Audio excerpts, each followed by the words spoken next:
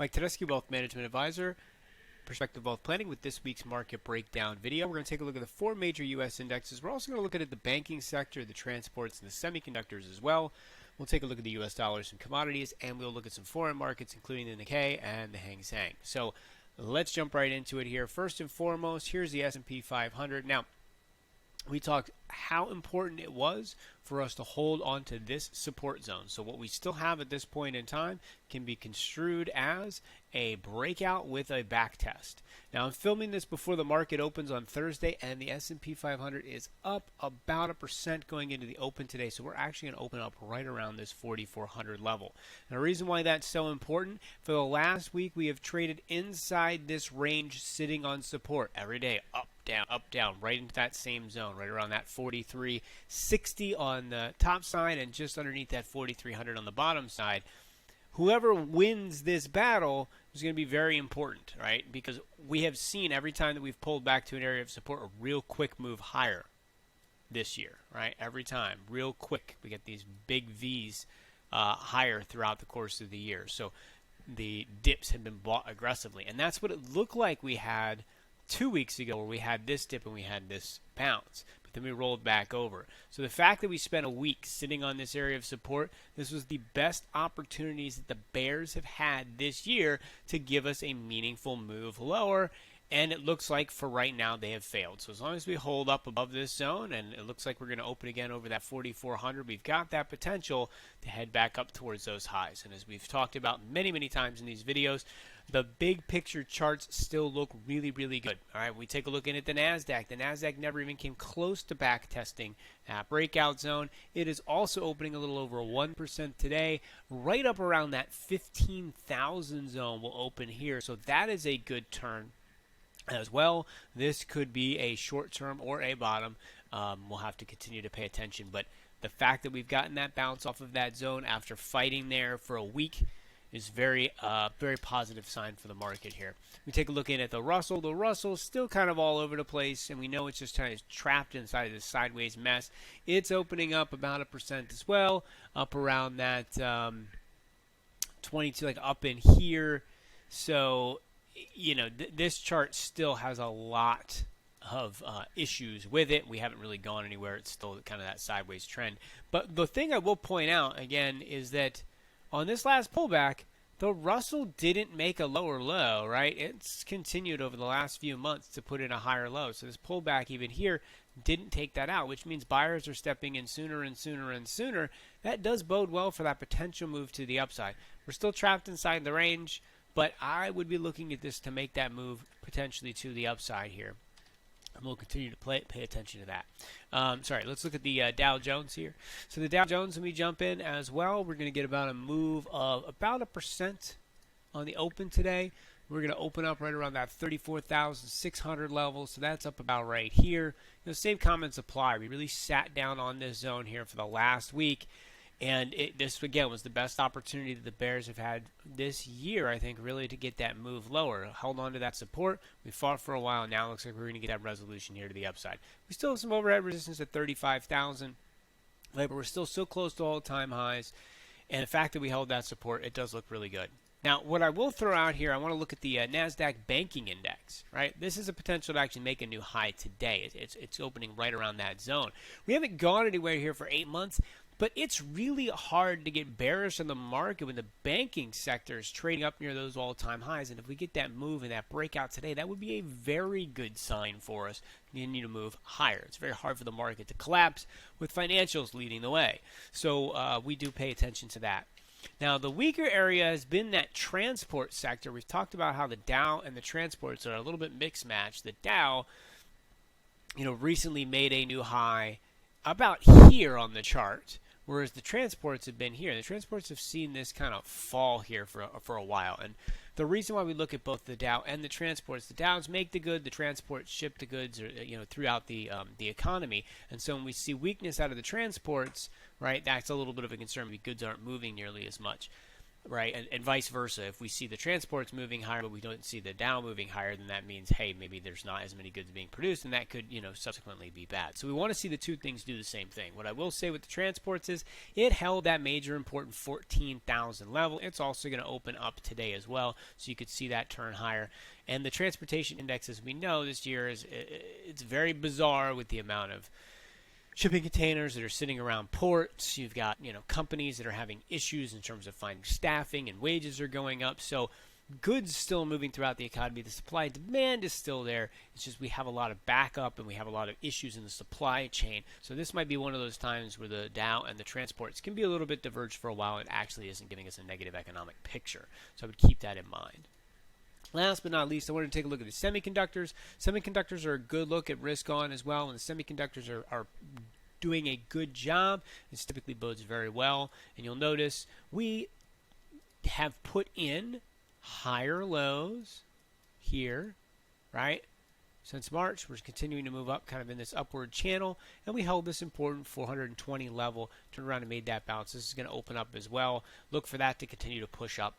So when we look at all the, these sectors here, and we look at the different pieces on the chart, again, like we've had that pullback, but none of these charts broke down. They're all starting to turn around back to the upside. I think the bears kind of lost their opportunity here to kind of push us lower, and we still need to go and make new highs across the indexes to really abate those fears. But as it sits right now, things do look a lot better than they did a week ago. Now, I want to take a look at a couple of markets across the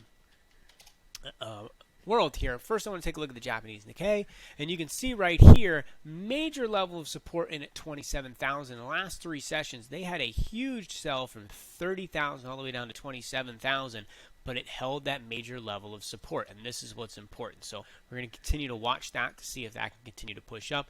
And as you can see here on their chart as well, they haven't really accomplished anything from a new high since February as well. This is another one to pay attention to.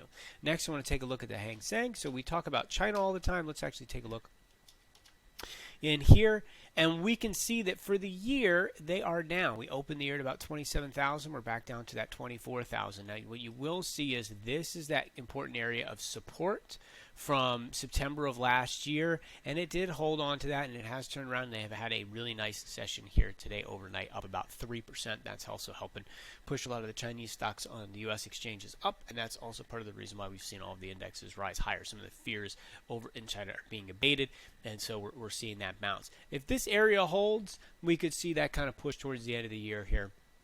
Out of their markets, which would bode very well because that has been something that has been weighing on investors' minds.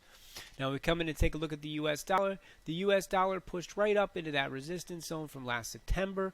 Like I said, this is that area, that 94.50 area that's really, really, really important. We pushed right up into it after making a series of higher lows in the short term over a couple of months, looking like it wanted to potentially push higher, but it's still running into that ceiling. There is that overhead supply and that resistance that's right here. We'd have to break above that for that to really change. So we'll continue to pay very close attention to the U.S. dollar, but no change there. Now, we come in here and we take a look at oil. Oil did finally break over that 77. In fact, it got almost all the way up to 80 before it sold off here over the last day. But if you look at what happened, it pulled right back to that 75 and has made a big bounce here overnight. Let's back this out and look at this in on a monthly time frame. The highest monthly close, right, was back in 2018 at 74.50. And last month, we've got that close just barely above that, and we're making that push continue here to the upside now. So we could be looking at the highest monthly close again since 2014, really, so about 7 years.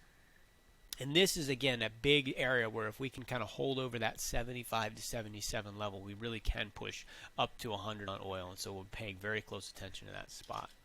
Now, Nat Gas has had just some incredible moves here. Now, the European nat gas market and the United States nat gas market, very different. One of the trades a lot of funds have been making is there was an arbitrage opportunity between the two markets, and when they got a far enough level away from one another, the trade over the years has been to buy the cheaper one and sell the more expensive one, and they slowly come back together over time. And what's happened over in Europe is actually the price of nat gas has continued to explode higher. And yes, we've seen an incredible rise here in the U.S. over the last month or so, where right now we're up about 40%, but they've seen some overnight 40% moves to the upside. So that market is really kind of really expanded, and it's been very interesting to watch. And so that can be a little bit of the driving factor here, as some people have to close positions to cover margin calls and things like that. Now, regardless of for whatever the reason behind this, right, when we look at the major charts, when we look at this from a monthly basis, the highest monthly close in the last decade was 557, and that was back in 2009 until last month. We finally got that close above that zone over that 6 area. And here we are sitting right here on this zone. So you get that push up. Wouldn't surprise me if we traded sideways for a while, but any sort of follow through above this 650 zone, and we're at prices we haven't traded at in over a decade, and there really is not a lot of overhead resistance here. So, you know, if we end up with a difficult winter here in the U.S., we really could see this particular space really continue to take off. So it's worth watching. Gold, we look at this on a monthly chart. Again, a monthly chart, this is like one of the most beautiful monthly charts you can see, which is just absolutely fantastic. Cup and handle pattern. This is a year's worth of trading of accomplishing nothing. So when we zoom in and we look at it on the daily, like, it can be frustrating if you're, you know, a gold bull, because we haven't accomplished anything and we've been kind of in that downward trend here for a while. But when we look at that bigger picture, those major levels are still holding. It looks like we're in that big long-term cup and handle. We still need resolution.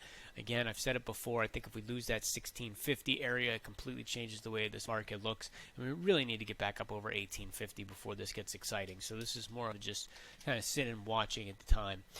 Silver market looks like we could have gotten a false breakdown underneath 22. We spent one half of a session underneath of it and immediately rocketed back up. I don't want to see this back under 22. If it does, I think you go back into the teens, like around that 19 zone, back to that major area of support, and that would not make this chart look fantastic.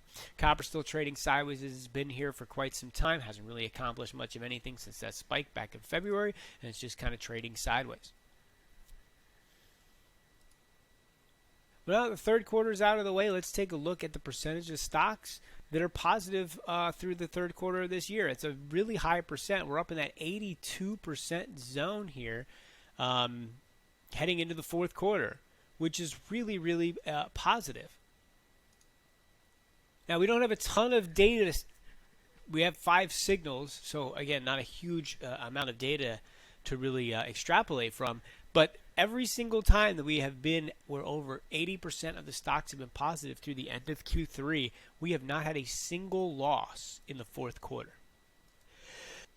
The market's finished higher in the fourth quarter 100% of the time. So that is a pretty positive sign. Even 6 months out, we're positive 60% of the time, so just a little bit better than random. But 1 year out, we're positive 80% of the time. We've had an incredible year up to this point. Under the surface, we've had some really interesting action across a number of different sectors where, you know, it have been periods of time during the year where if you were involved in tech, you've seen names drop 30 and 40%, while at the same point in time, commodity companies went up 30 and 40% of that time. So we've seen some very interesting rotation throughout the year. But overall, the indexes have been positive. We're still up near those all-time highs. Even though we had weakness here over the last week or so, it's pulled right back into those areas of support, and they have held for the time being.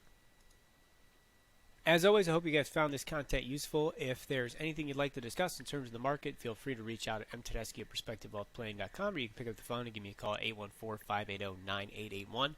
I hope you guys have yourselves a fantastic week. I'll see you next week. Take care.